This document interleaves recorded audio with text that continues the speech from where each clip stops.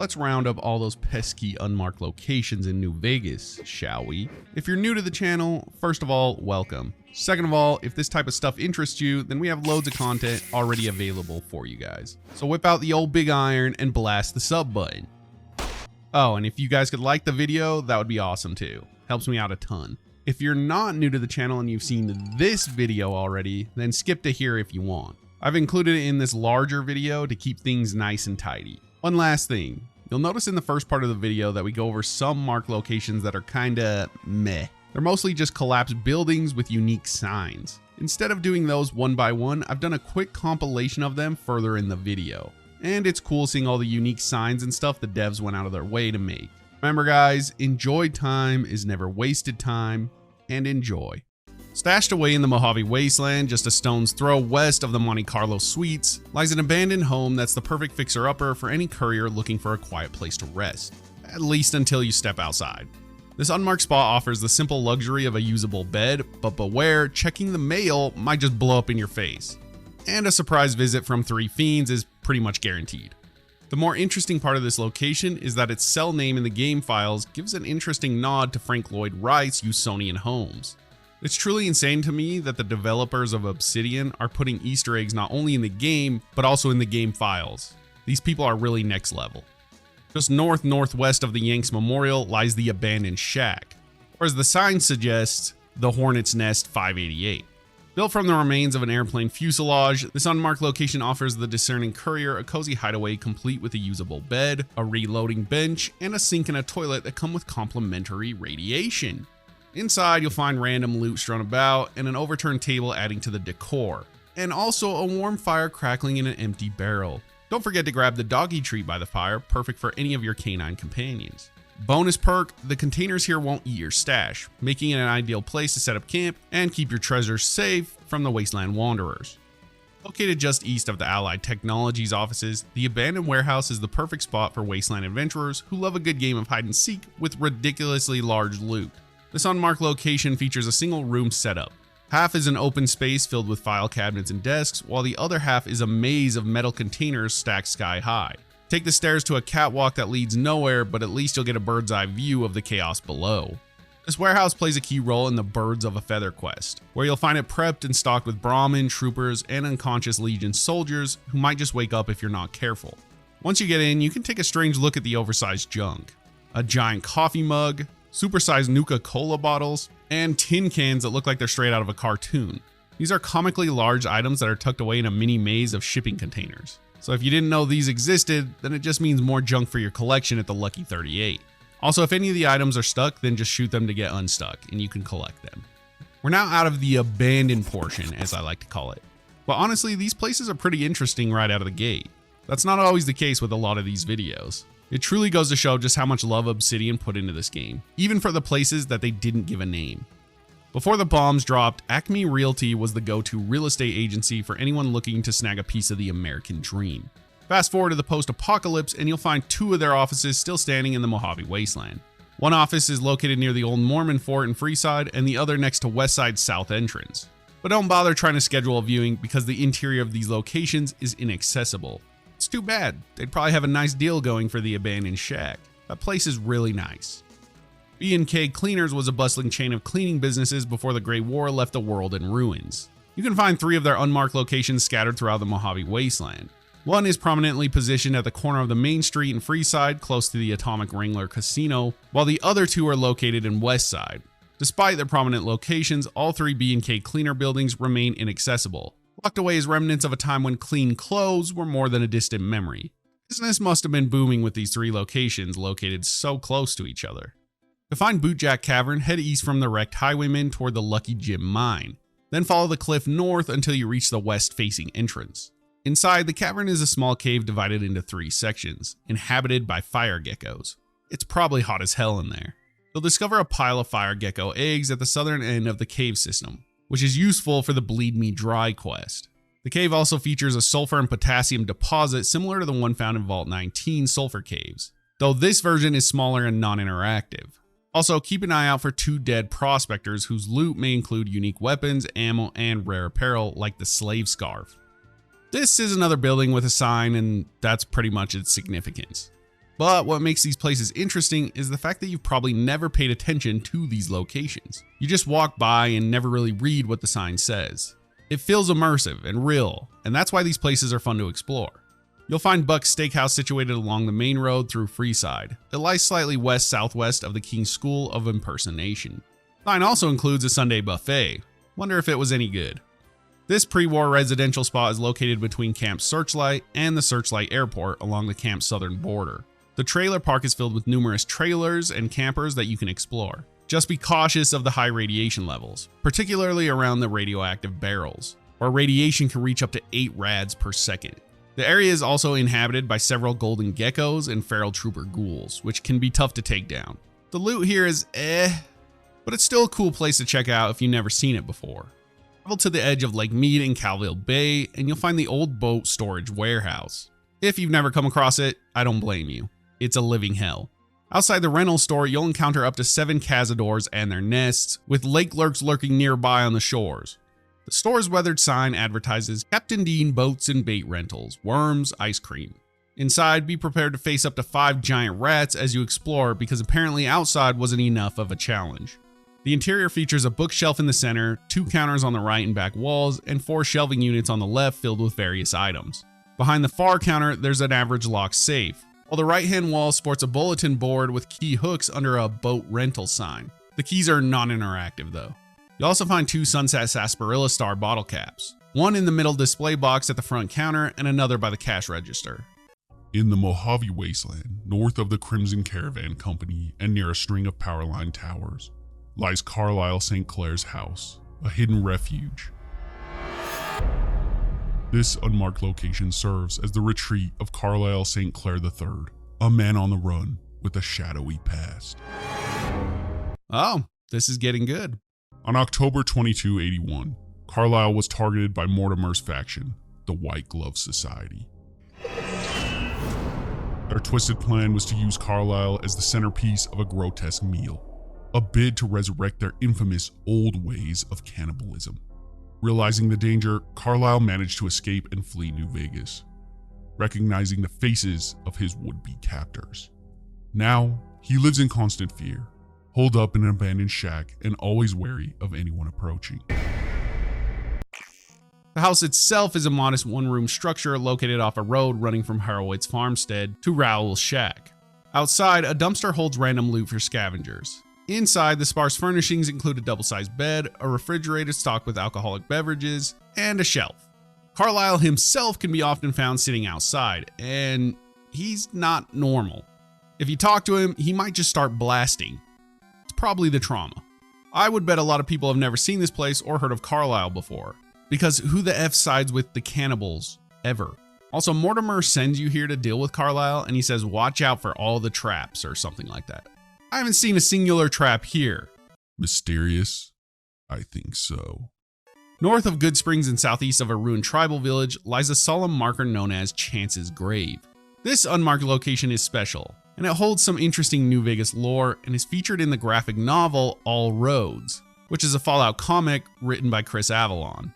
Chance was a member of the Great Khans, caught in a tragic turn of fate.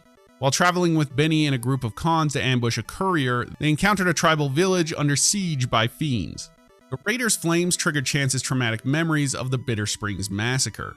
Driven by his past, Chance joined the fray, attacking the fiends with fierce determination. In the chaos, he confronted the raider leader, but was grievously burned by a flamer. The wounds from the fire were severe, and Benny, ever the schemer, saw an opportunity to rid himself of Chance. He orchestrated Chance's demise with a dose of Spike's Psycho, leaving the Great Khan to be buried in the wasteland. Jessup and McMurphy, fellow Khans, laid him to rest near the village, honoring him in death. To find Chance's final resting place, follow a dirt path up into the rocky alcove. The grave is marked by a lone raven that might flutter away as you approach. This place is really an amazing touch of immersion that you guys should check out. Of course, after reading the book. You know the deal on these ones. The remnants of Cherry Liquor can be found in Freeside, with one location near the main road leading to the Strip and the other beside the Atomic Wrangler Casino. Of course, they're inaccessible just like the others, just more immersive flavor buildings. In the Mojave wasteland, remnants of a pre-war disaster lie buried beneath the sands. A crashed cargo plane, situated southwest of the Nipton Road pit stop. The crash site reveals only parts of the ill-fated aircraft, the left wing and the tail fin just out of the desert sand. Among the wreckage, you can find an ammunition box which can be found tucked under the back wing. I wonder if the plane crashed during the bombs, or after, or maybe even before. There are no clues here to tell us, but it's a cool place to check out. This place is wild. Seriously. Nestled on the east bank of the Colorado River, the Deathclaw promontory is a scenic overlook with a twist. Its view is as perilous as it is breathtaking. This unmarked location, perched just east of the Lucky Gem mine and a cliffside prospector camp, is a Deathclaw hotspot. And I don't mean that lightly. You think the Quarry Junction is bad, then you have no idea. You'll find 36 Deathclaws in this location alone. Navigating the promontory is a challenge in itself, with a maze of hills and the ever-present threat of a united Deathclaw pack.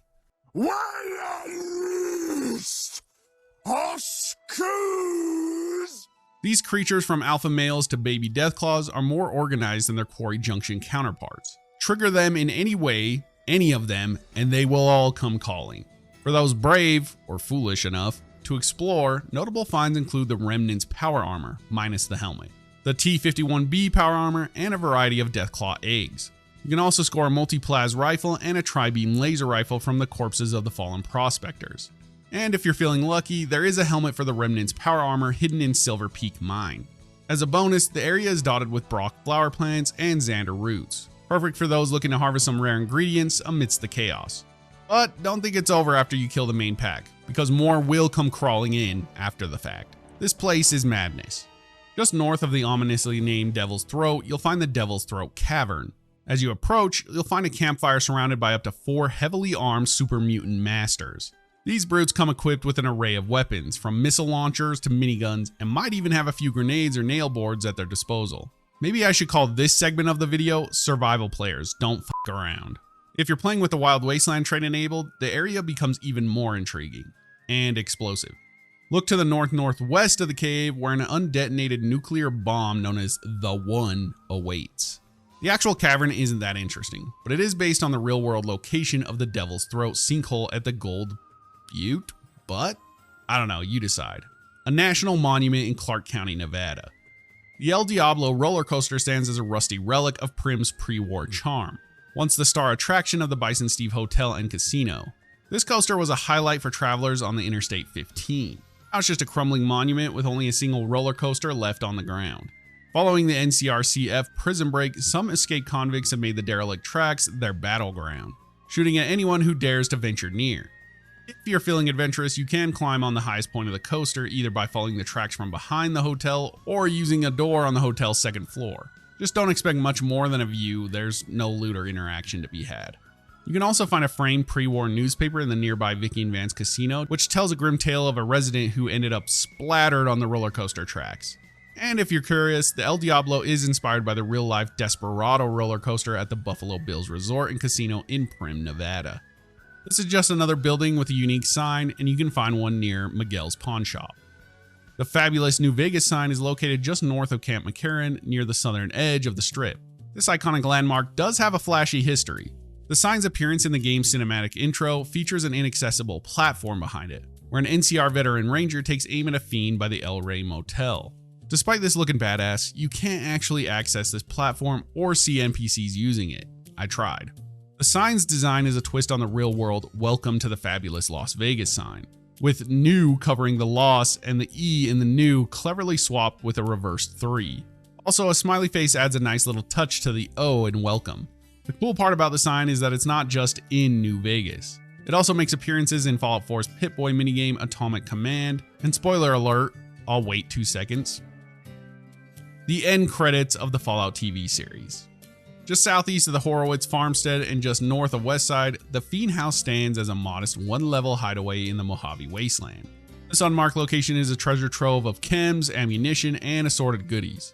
Inside, you'll find a bed for when you need a nap. Just watch out for the fiends. Typically, one lurks indoors while another patrols the exterior. Outside the house is surrounded by a patch of maize that can be foraged. Isn't it nice that these drug-addled fiends planted some nice flowers outside of their crack house? I think so.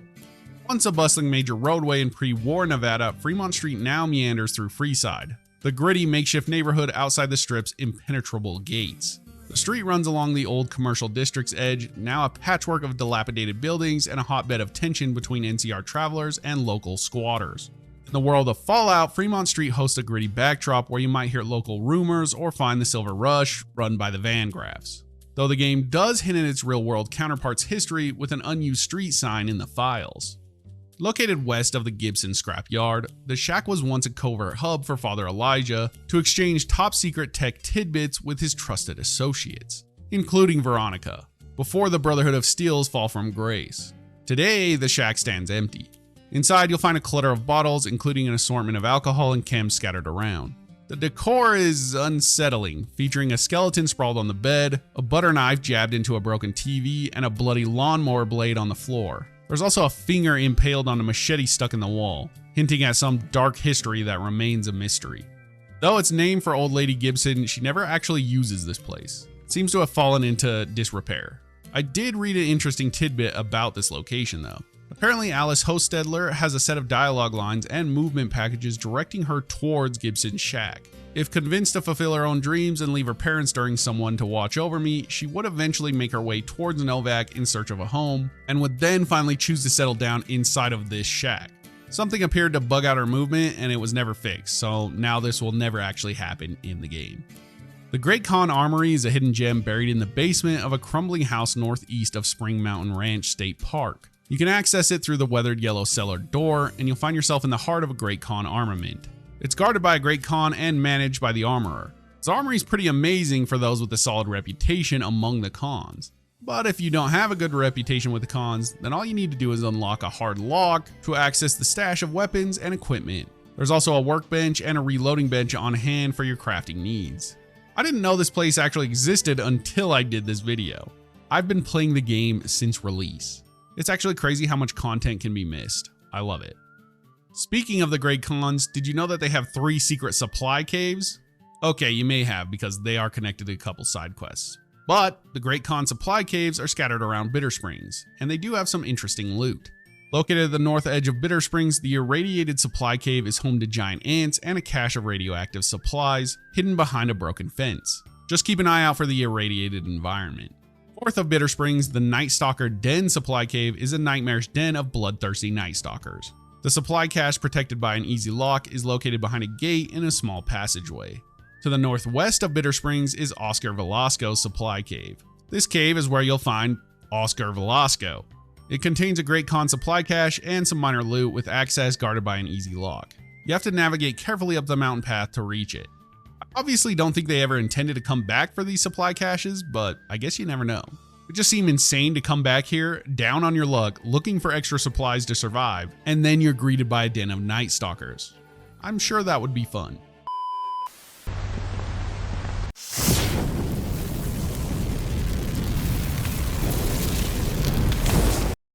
This guy talks too much, so I figured I'd help him out and change the pace up a bit. From now on, I'll be co-narrating.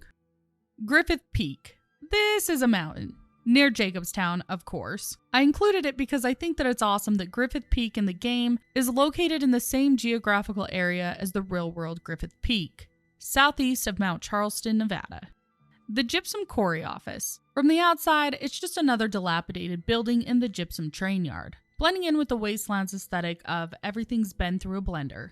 But step inside and it's like you gate-crashed an ant convention. The office is a mess. Not just from the fallout, but from its current residents, giant ants. They've taken over, with overthrown tables that now serve as ant real estate, littered with their egg clutches. You'll find a giant ant mound in the middle of the place. There is some interesting loot to be found here though. A sunset sarsaparilla star bottle cap to be precise. It's like finding a diamond in a compost heap, sitting pretty on a desk in the back room. Oh, and fair warning. If you alerted the Deathclaws outside before coming in and didn't notice, you'll probably be in for a good jump scare as they can enter the building for some unknown reason. Hell's Motel is located on the western edge of the Mesquite Mountains crater, southwest of Prim. This dilapidated 2-story shack was once the residence of Dr. Rotson, a ghoul who embraced the irradiated environment by setting up home there. The area around the motel, including an irradiated lake and the porch where glowing fungus is cultivated, is highly radioactive, but curiously, the motel's interior remains radiation-free. Upon entering, visitors are greeted by the unsettling scene of Dr. Rotson's corpse, in a pool of blood and a malfunctioning Mr. Handy robot. The first floor features a kitchen with a refrigerator stocked with irradiated food, a still for moonshine, and a dining area where a rare Sunset Sarsaparilla star bottle cap can be found. Upstairs, the living quarters include Dr. Rotson's lab and bedroom. Key items within the motel include a skill book near the entrance, various irradiated consumables, a pre-war hat, harmonica, and a weapon repair kit, making it a spot worth exploring for loot. However, the oven is purely decorative, and the crazed Mr. Handy can be disabled for those that are not interested in combat. Definitely a strange location. Also, I just wanted to add that if you resurrect Dr. Rotson using console commands, he has a full-ass routine. Cooking, eating, sleeping, and he will even trade you. Why would they include all this for an NPC that is supposed to always be dead? Really weird. I'm sure you see the title and are thinking to yourself that sure, that sounds like a great place to go exploring. If that actually is the case, you'll find it situated between Brewer's Beer Bootlegging and Ranger Station Foxtrot. It's exactly what it sounds like. A massive nest full of cazadors. And your prize for adventuring here and killing all of these monstrosities? A Mark II reinforced combat armor found in a duffel bag. Is the juice worth the squeeze? You tell me.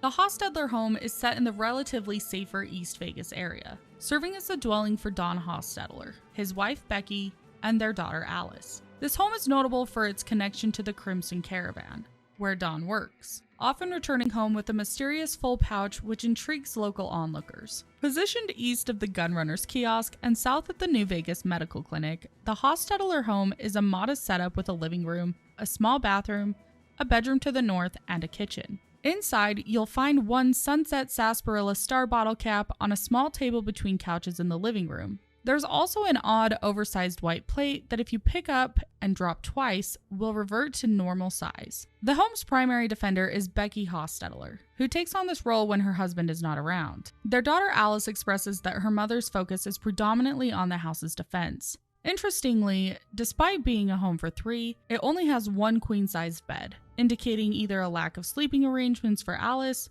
or a gameplay oversight where Alice doesn't sleep. The Hostetler home is involved in quests like Abba Dabba Honeymoon and Someone to Watch Over Me, which might involve players interacting with the family or their property in various capacities. Usually we try not to include most unmarked locations that are connected to main quests because it doesn't really feel like it's an unmarked location, even though it's not marked on the map.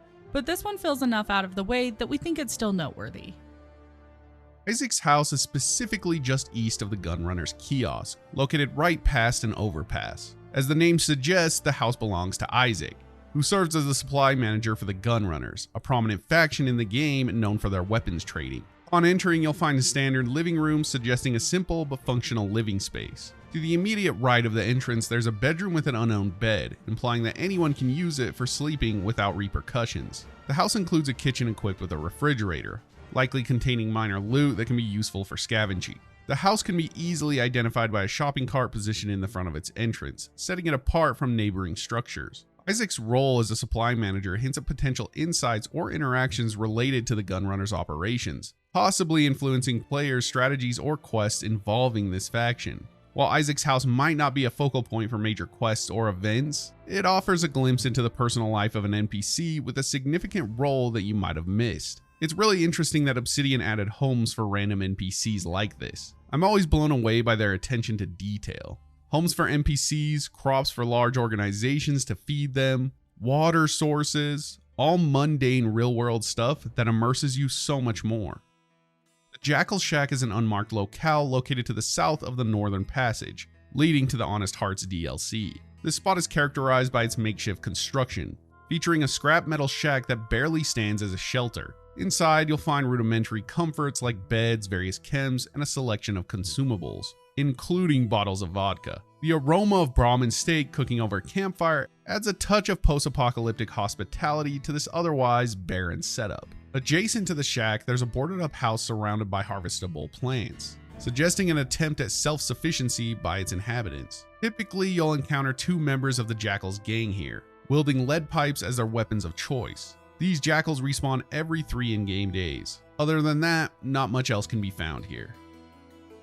Okay, let's run through all the unmarked locations that are buildings with unique signs real quick. We'll do a fun little montage. You know I love those, and I think you guys do too.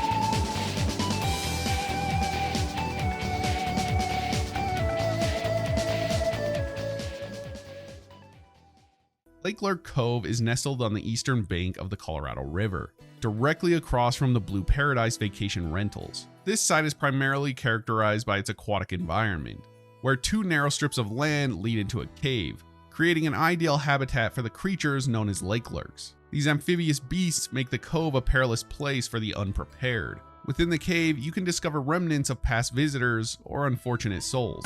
Two duffel bags contain scattered loot, including a piece of reinforced combat armor, alongside the remains of a deceased mercenary and some skeletons. Wrong time, wrong place situation, I would guess.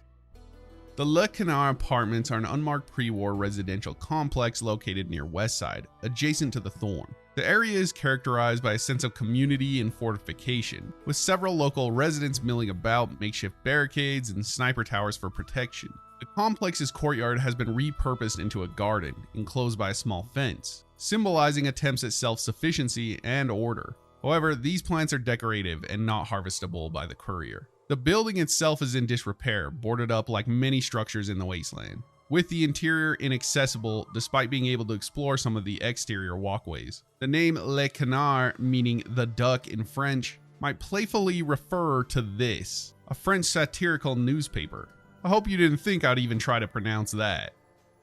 Little Rock Camp is a subtle, unmarked location found a short trek south-southeast of the Smith Mesa Prospector Camp. This site is minimalistic, featuring an unlit campfire surrounded by remnants of the old world, like a rusted-out Corvega Atomic V8, alongside a wooden plank and unusually large plants, including a Nevada agave and a banana yucca. What makes this location stand out, despite its lack of traditional markers, is its unique auditory environment. Upon entering the vicinity of Little Rock Camp, the game's ambient music shifts, introducing tracks like Dreamtown, Explore 2 or 4, or the Red Rock Canyon theme. This musical change creates an atmospheric experience, with the music looping or transitioning to Dreamtown or Metallic Monks, as long as the player remains in the area. Explore 2 or 4 comes from Fallout 3, so it's weird you can hear it in New Vegas. There must be some musical time warp here, or more likely a location where a dev was testing ambient tracks and left some in the files. The Mercenary camp is positioned to the north of the Horowitz farmstead. It features a simple setup with 3 benches surrounding a campfire. Typically, this camp is occupied by at least 5 hostile mercenaries who will engage any player character they detect, making the approach potentially dangerous. However, for players with the Wild Wasteland trait active, the nature of the camp transforms dramatically. It becomes a Zayden alien landing site, complete with a damaged alien recon craft hovering near a cliffside. Here, instead of mercenaries, you'll encounter hostile Zayden aliens, including a captain leading to a sci-fi themed encounter rather than the usual post-apocalyptic skirmish. The loot at this location varies depending on whether the Wild Wasteland trait is active. Without the trait, players might find a unique Gauss rifle variant, the YCS-186, along with the reinforced combat armor. With the trait, the alien captain carries an alien blaster, offering a different set of rewards tailored to the alien encounter theme. Also, the ship is a direct model from Fallout 3. Is it really an unmarked location video if we don't talk about aliens? The Mesquite Mountains Lean-To is located west-southwest of the California Sunset Drive-In and directly east of the Mesquite Mountains crater. From afar, it's recognizable by an antenna jutting out from a sheet metal lean-to perched on a small cliff edge. This rudimentary shelter houses a motorcycle, but be careful. It's surrounded by a dangerous setup, a booby-trapped frag mine hidden under a road cone, posing a lethal welcome to unwary scavengers. Beneath this precarious setup, there's a mattress hinting at someone's temporary abode, and a half-buried box offering potential loot. Among the notable finds here is a Sunset Sarsaparilla Star bottle cap within a crate and a hockey mask beside the booby-trapped cone. However, accessing these items comes with a risk, not only from the mine, but also from random coyotes that might trigger it, complicating loot retrieval. The explosion from the mine could send the hockey mask flying, making it challenging to recover, and the blast can cause significant damage and radiation contamination to anyone nearby. The Mojave house in the northern Mojave wasteland was once utilized for moonshining with fermented maize. Now it lies abandoned. Its exterior, resembling many boarded-up adobe structures in the game, is located north of the Mole Rat Ranch and west of Filled Shack, accessible through average locks that, if picked, result in negative karma. Outside the house has basic amenities like lawn chairs, a refrigerator, and a mailbox, with a harvestable prickly pear cactus nearby. Inside, the house's floor is covered with soil and maize stalks, indicating its past use. The layout includes a main room with appliances and a still, a middle room leading to a bedroom with basic furnishings and a safe, and a back room with a generator and ammo boxes. Notable loot includes maize for harvesting and moonshine. Despite its deserted status, what's up with the negative karma for breaking in if it's abandoned? Squatters' rights or something? Nuclear Test Shack is found within the old nuclear test site of the Mojave Wasteland. The spot is notable not just for its post-apocalyptic context, but for the story of its inhabitant, Trash, whose journals paint a picture of someone seeking transformation into a ghoul through radiation exposure. I feel like we've seen this story occur several times in other Fallout games. People will do anything for immortality. Upon entering the shack, one immediately notices the domestic setup gone awry. A refrigerator, oven, shelves, and an unusable chemistry set line the left wall, suggesting a life or experiment left unfinished. To the right, a queen-size bed holds Trash's body, surrounded by items like reinforced leather armor and a hunting shotgun on the floor, indicating both a life ended and potential scavenge. The journals and items scattered around, including a Sunset Sarsaparilla Star bottle cap and the book Nikola Tesla and You, offer insight into Trash's last days, and perhaps last wishes. I guess the radiation did what it does to 99% of the population, and poor Trash never had a chance. Orion Moreno's house represents an intriguing unmarked location just north of the NCR sharecropper farms. This home, enveloped by a broken white picket fence, showcases the remnants of a pre-war suburbia, juxtaposed with the post-apocalyptic era. Orion Moreno, an aged enclave remnant, settled here after the fall of Navarro, claiming the house as his own against the encroaching New California Republic presence, which seeks the land for agricultural expansion. The house itself is modest, with a single-story layout, a fireplace, and a carport, offering a glimpse into Moreno's life of stubborn solitude. Inside, the setup mirrors Doc Mitchell's house, suggesting a common blueprint across some of Fallout's residential spaces. You'll also find Orion here, unless you've already done the Remnant Enclave quests. Red Pass, also known as Canyon 37. It's an unmarked but historically significant location in the Mojave Wasteland, bearing scars of a dark chapter in the region's recent history. The site became infamous due to the Bitter Springs Massacre in 2278, where the NCR forces, in retaliation for the Great Khan raids, mistakenly attacked a group of largely civilian Khans, including women, children, and the elderly, as they tried to flee through the pass. First recon snipers stationed on nearby Coyote Tail Ridge were ordered to fire upon the fleeing group until they ran out of ammunition, resulting in a tragic loss of life. Following this massacre, Red Pass was transformed into a cemetery, a solemn reminder of the conflict's cost. The cemetery serves as a memorial for those lost during the incident, with graves marking the area. Among the remnants of this sorrow, a Great Khan spike helmet can be found hanging from one of the graves, symbolizing the fallen warriors.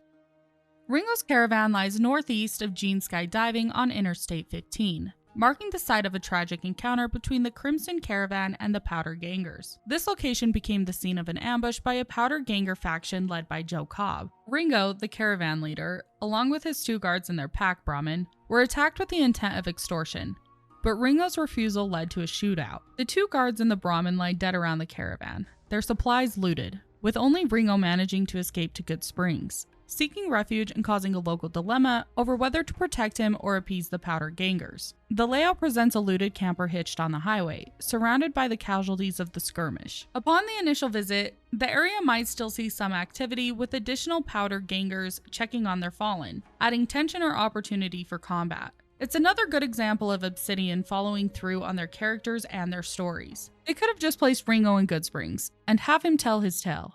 But here we are, witnessing exactly what happened to him. The Riverbank Alcove is located along the east bank of the Colorado River, directly opposite Camp Forlorn Hope. This small secluded inlet is notable for a semi-submerged cave that serves as a habitat for 6 lake lurks, kind of similar to the lake lurk cave that we talked about before. The area around the cave features 2 explosive crates, while inside the cave there are 3 clutches of lake lurk eggs, suggesting a breeding ground for these creatures. Not much else in here beyond that. Interesting little spot though. The Scorpion Burrow is a dangerous location situated south of the Nipton Road pit stop. This area, marked by a dry lake bed, is primarily known for being a hive for rad scorpions, including a rad scorpion queen, but it also sees the occasional roaming pack of night stalkers. These 2 species typically clash, but the presence of a player can quickly shift their aggression towards the intruder. The exterior might seem deceptively quiet, but stepping inside reveals a long, ominous corridor leading to a cavernous double room.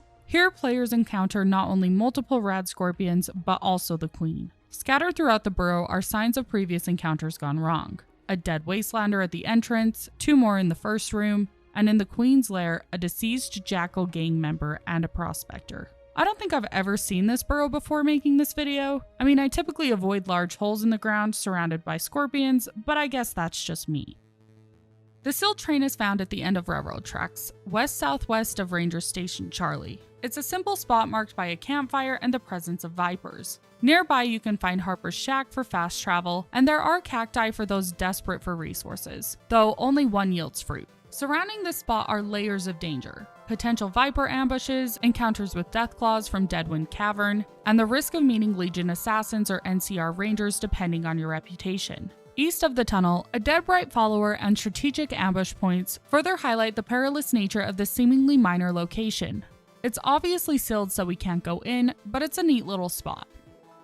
The Sunken Sunset Sarsaparilla Truck is found northwest of Lake Mead. This submerged site lies just west of Scavenger Platform and south of Fisherman's Pride Shack, presenting an underwater exploration opportunity for us. Upon diving to this location, you may encounter a truck with its cargo container partially submerged. Scattered around the back of the truck are 7 Sunset Sarsaparilla crates, with several empty bottles floating around. Venturing inside the truck's cargo container reveals more empty bottles along with 8 additional crates. These crates are particularly valuable as they contain unopened Sunset Sarsaparilla bottles, each crate holding 3 bottles, offering both hydration and a chance to collect star bottle caps. The site is a treasure trove for collectors or those seeking to craft unique items with the Sunset Sarsaparilla star bottle caps. Here you can find a total of 138 empty bottles, split between sunken and floating ones, alongside 23 consumable Sunset Sarsaparilla bottles. The real prize, however, lies at the very back of the trailer where 3 Sunset Sarsaparilla Star bottle caps can be discovered. Exploring this underwater site isn't without its risks. The depth of the water can cause drowning, obviously. To safely loot this location, obtaining a rebreather from the Nellis Air Force Base is advisable. It's a fun location.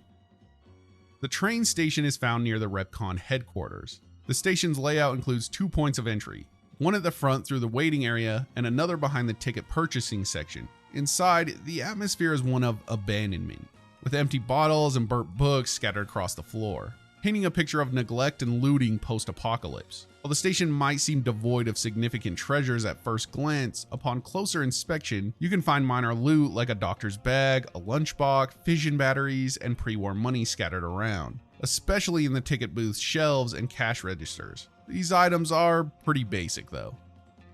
Another train tunnel, except this time we can actually enter. You'll find it situated between Raoul's Shack and the Brotherhood of Steel Safehouse and north of the Gibson train yard. The tunnel itself is pretty dangerous. Feral ghouls, including gloating ones, roam the dark passage, making it a formidable challenge for anyone. The environment is further complicated by the presence of frag mines throughout, with some even placed on ledges requiring careful navigation. Near the western exit, you have to also watch out for bear traps. Both ends of the tunnels are secured with very hard locks, emphasizing its intended inaccessibility. Despite the dangers, the train tunnel serves as a strategic shortcut for players aiming to reach Nellis Air Force Base, while avoiding the artillery shelling outside. Exiting the tunnel brings you just south of Nellis near the control tower, and following the tracks and fence line can help bypass most of the bombardment. Notable loot within includes a fire helmet on a dead ghoul wastelander and a construction hat in a maintenance room guarded by a glowing one.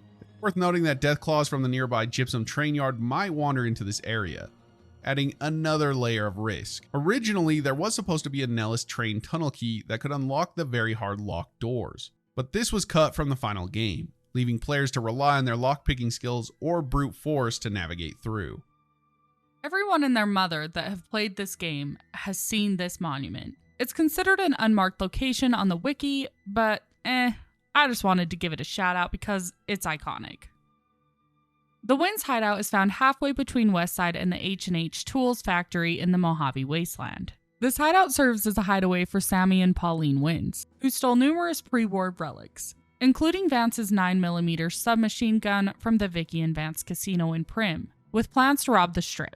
The hideout itself is a modest house with a pile of tires at the front door, suggesting makeshift security or camouflage, indicating a lived-in but somewhat disorganized setup. Inside the house, Sammy and Pauline stand in the center, surrounded by basic furnishings like a bed, a couch, a refrigerator with some food, and importantly, a safe in the corner. Some very cool loot is found here, like Vance's 9mm submachine, locked in a very hard safe. Alternatively, this can be obtained through a 55 speech skill check during the quest A Pair of Dead Desperados 2 to get the key. And both Vicky and Vance's hats are also unique items. Getting those takes a little more creativity. The hideout is central to the quest A Pair of Dead Desperados, which involves confronting Sammy and Pauline. Despite Pauline's claim of having only one gun, there's also a non-unique 9mm submachine gun carried by Sammy, and occasionally a shotgun in the safe, hinting at their readiness for confrontation. An interesting detail about the safe is its combination,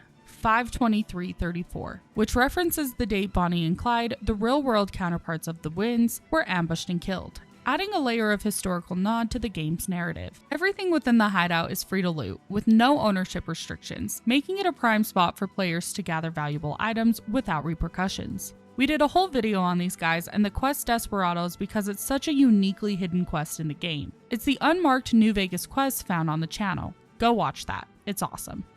Zap's neon sign is located within the South Vegas ruins of the Mojave Wasteland in Fallout New Vegas, once a beacon of pre-war commerce famous for illuminating the Las Vegas Strip with its neon creations. It has transformed into a stronghold for the Fiends. These raiders have cleverly repurposed the vast array of signs for defense, creating an eerie landscape of faded glory, where the most striking relic is the towering feet of a tall boy statue. The entrance office greets visitors with immediate danger. A rigged terminal, a tripwire that sets off a grenade bouquet, and 3 frag mines near the workshop entrance. Inside the workshop buzzes with Fiend activity, with workbenches lining the walls, indicative of their makeshift repairs or perhaps crafting. Ascending to the foreman's office requires careful navigation due to traps, including fire extinguishers next to the frag mines. Here, Duke, a formidable fiend with unusually high health and very evil karma, guards the office. His presence is marked by his scripted action to shoot at the extinguishers when players approach,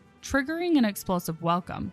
Within the office, an easy locked terminal on a desk provides glimpses into the past through its entries, and a first aid box is awkwardly mounted upside down on the wall. Notable loot includes 2 rare Nuka-Cola quartz bottles, found on a shelf near the first aid box. Duke's reveal feels like he's a significant adversary, but without unique interactions or quest involvement. It makes him more of a local challenger than a character with deep narrative ties. A curious inconsistency exists in the terminal entries, where the business is mistakenly referred to as McMurray's Neon Sign Designs, hinting it may be a lore oversight. A great final location with a secret scripted boss and excitement. Who could ask for more? Before you click off, I just want to thank you for watching and ask you one question. Do you guys want to see all the unmarked locations from the DLCs? I mean, I already figure you do and I plan to do it, but I'd love to hear from you guys. Like I said before, if you liked the video and subbed, I'd be grateful. Thank you guys for watching. Have a good one, and we'll see you in the next.